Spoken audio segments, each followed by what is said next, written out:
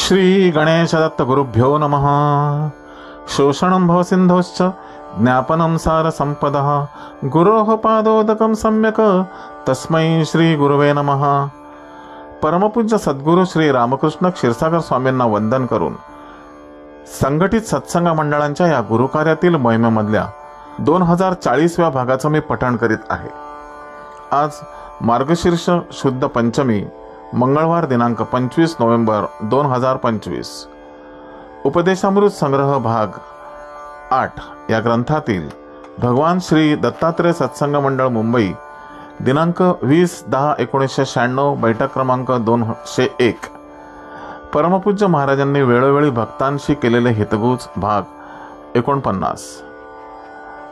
आजच्या या भागामध्ये परमपूज्य सद्गुरू आपल्या प्रासादिक वाणीतून भक्तांशी हितगुज करताना पुढे म्हणतात, समाजात शिक्षणाचा भाग वाढल्याने प्रत्येक गोष्ट विज्ञानाने सिद्ध करण्यामागे प्रवृत्ती वाढली आहे। आम्ही धर्मावर श्रद्धा ठेवतो, त्या श्रद्धांना अंधश्रद्धा म्हणून हेटाळणी होऊ लागली आहे। हे फार चुकीचे आहे। आजपर्यंत ज्यांनी त्या शक्तीवर अंधश्रद्धा ठेवली आहे त्यांना ईश्वरी शक्ती प्रसन्न होऊन तिचे अनुभवही आलेले आहेत। आजपर्यंत विज्ञानवाद्यांवर ईश्वरी शक्ती प्रसन्न झाल्याचे एकही उदाहरण नाही। तेव्हा तुम्ही इतरांचे ऐकून कोणीही डोळस श्रद्धेकडे जाऊ नका। अंधश्रद्धेलाच देव यश देत असतो। अंधश्रद्धेनेच भगवंताची प्राप्तीही होत असते। तेव्हा भगवंताकडे जाण्यासाठी अंधश्रद्धा ही पायवाटच आहे, हे लक्षात घ्या। येथे मूर्ती हे भगवंताचे रूप मानले जाते, तुम्हीही ते माना। वजन करायचे असेल तर वजन काट्यावर पाय हा ठेवलाच पाहिजे, तसेच हे आहे।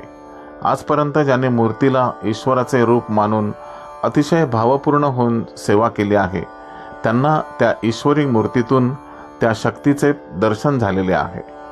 संत ज्ञानेश्वर, एकनाथ, तुकाराम, नामदेव अशा अनेक संतांना पांडुरंगाचे प्रत्यक्ष दर्शन पंढरपूरला मूर्तीतून झालेले आहे। तसेच देहूला तर संत तुकारामांच्या पत्नीने नैवेद्यासाठी गरम दूध दिले होते, त्याचे सेवन करताना पांडुरंगांचे तोंड पोळले गेले होते, म्हणून त्या मूर्तीचे तोंड आजही उघडेच राहिलेले दिसून येते। हे सर्व अंधश्रद्धेतूनच अनुभवायला आलेले आहे। तुम्हीही मी जे सांगत आलो आहे त्यावर निसंशय विश्वास ठेवा, भाव ठेवा। मीरेचेही भगवंतावर अतिशय निसंशय प्रेम होते, म्हणूनच तिला तिच्या नवऱ्याने विष पिण्यास दिले असताना त्याचे दूध झाले। तसेच भर दरबारात द्रौपदीच्या वस्त्रहरणाच्या प्रसंगी तिने जेव्हा भगवंताचा धावा केला तेव्हा तिला अनेक पातळे पुरवली गेली होती। माझा कृष्ण माझे संरक्षण करीलच अशी त्या दोघींना 100% खात्री होती। अशा भावना अंधश्रद्धेनेच निर्माण होतात व त्यामुळेच परमेश्वराचे सहाय्य संकटकाळी होत असते। कर्ज पाहिजे असेल तर जसा जामीन द्यावा लागतो तसेच भगवंताचे नामस्मरण सेवा केल्याने तो कृपा करत असतोच। ईश्वरी शक्तीची सेवा करीत राहिल्यानेच भक्ताची सुप्त शक्ती जागृत होत असते व ती पुढे भक्ताने सदैव वाढवली तरच त्याचा उद्धार होत असतो। एखाद्या भक्ताने या चरणांपाशी येऊन काही मोठा गुन्हा केला तर आम्ही त्याला कधीही पाठीशी घालत नाही। अशा वेळी आम्ही त्याला प्रथम योग्य ती शिक्षा करतो व नंतर पुढे वाचवतो। काही वेळी मात्र अपराध्याला त्याची मनस्थिती पाहून माफ करतो। अशी माफी करणे हे सुद्धा काही सुज्ञ भक्तांच्या बाबतीत ते शासनच असते। ईश्वरी शक्ती दयाळू असल्याने भक्ताच्या साध्या अपराधांना तसेच त्याच्याकडून न कळत घडणाऱ्या अपराधांना क्षमा करीतच असते। ईश्वर ही फार मोठी व अनाकलनीय शक्ती आहे, पण तिचे अवलोकन मात्र सामान्यांना करता येत नाही। तेव्हा कोणीही तुम्ही त्या शक्तीबाबत संशय बाळगू नका। ईश्वराचे अधिष्ठान प्रथम व्यक्तीत येते व नंतर मूर्तीत येते। सध्याच्या काळात ती शक्ती आता या व्यक्तीमध्ये प्रगट झालेली आहे व ती तुम्हाला अनुभवायलाही येत आहे। तेव्हा निदान तुम्ही तरी भक्तांच्या पैकी कोणीही त्या शक्तीबद्दल गैरसमज करून घेऊ नका, संशय व्यक्त करू नका।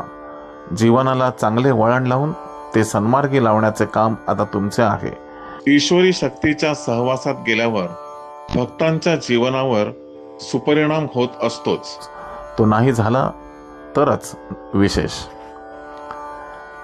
येथे दर्शनाला येणाऱ्या सर्वांच्याकडे माझे लक्ष असतेच. दर्शनाला येणाऱ्या सर्वांनी श्रद्धेने येणे फार आवश्यक असते. काही भक्त इथे आल्यावर एकदम सज्जनपणाचा आव आणतात. हे योग्य नाही. तुम्ही दर्शनाला घरातून बाहेर पडल्यापासून माझे तुमच्याकडे लक्ष असते. तुमच्या नेत्रावरून आमच्यासारख्यांना तुमच्या मनातले भाव ओळखता येतात. पूर्वीचेही अधिकारी पुरुष असेच भक्तांच्या मनातले ओळखत असत. स्वामी रामकृष्ण परमहंसांच्या काळात एकदा आरती सुरू झाली होती, तेव्हा तिथे एक खालच्या वर्णातील राणी उपस्थित होती. आरती सुरू असताना रामकृष्ण परमहंसांनी त्या राणीच्या एकदम तोंडात मारली, कारण त्या क्षणी त्या खालच्या वर्णातील स्त्रीच्या मनात देवीची पूजा आरती करण्याची इच्छा झाली होती. खरे पाहता त्या वर्णातील व्यक्तींना देवीची पूजा करण्याचा अधिकार शास्त्राप्रमाणे नव्हता. असाच प्रकार स्वामी समर्थ अक्कलकोट यांच्या बाबतीतही झाला होता.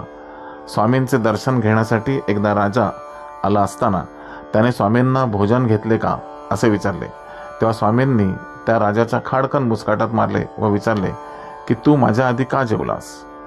राजा जेवून आला होता. त्याने लगेच चूक कबूल केली व पुन्हा असे करणार नाही सांगून क्षमा मागितली. तुकारामांच्या बाबतीतही एकदा असेच घडले. ते एका माणसाला भेटायला गेले होते. तेव्हा तो देवाची आरती करीत होता, परंतु त्याच्या मनात तेव्हा त्याची चप्पल दुरुस्तीला चांभाराकडे दिलेली आहे, ती दुरुस्त झाली असेल का याचा विचार चाललेला होता. तो आरती आटोपून जेव्हा बाहेर आला तेव्हा त्याने तुकारामांना आपल्याला भेटायला आल्याचे पाहिले. त्याने तुकारामांना विचारले, आपण केव्हा आलात. तुकारामांनी त्याला उत्तर दिले की तुम्ही आरती चालू असताना जेव्हा चांभाराच्या दुकानात चप्पल दुरुस्त झाली का पाहायला गेला होता तेव्हा मी आलो असे सांगितले. तुम्हाला यावरून लक्षात येईल की आम्ही तुमच्या मनातले सर्व काही ओळखत असतो. तेव्हा कोणीही येथे आल्यावर फार सज्जनपणाचा आव आणू नका. मी तुम्हाला अनेक पूर्वजन्मांपासून ओळखतो आहे, हे पक्के लक्षात ठेवा. तुमच्या मनातील सर्व इच्छा मला कळत असतात. मी मनात आणले तर त्या सर्व एका क्षणात पुऱ्या करू शकतो, परंतु तसे आम्ही एकदम करीत नसतो. तुमचे जसे भाव असतील त्याप्रमाणे तुमच्या इच्छा पुऱ्या होत जातील, हे मात्र निश्चित समजा. या तुमच्या प्रापंचिक इच्छा म्हणजे कल्पवृक्षाच्या छायेखाली बसून चुरमुऱ्याचे पोते मागितल्याप्रमाणे असते. खरे पाहता तुम्ही आध्यात्मिक प्रगती, आध्यात्मिक शांती तसेच या चरणांशी मुक्ती मिळावी अशी इच्छा प्रकट केली पाहिजे, पण तसे घडताना दिसत नाही. तुम्हाला सर्वांना केवळ तुमच्या सुदैवाने, पूर्वसंचिताने या चरणांचा दैवी शक्तीचा सहवास व आधार लाभला आहे. तो आता सोडून कोणीही दूर जाऊच नका.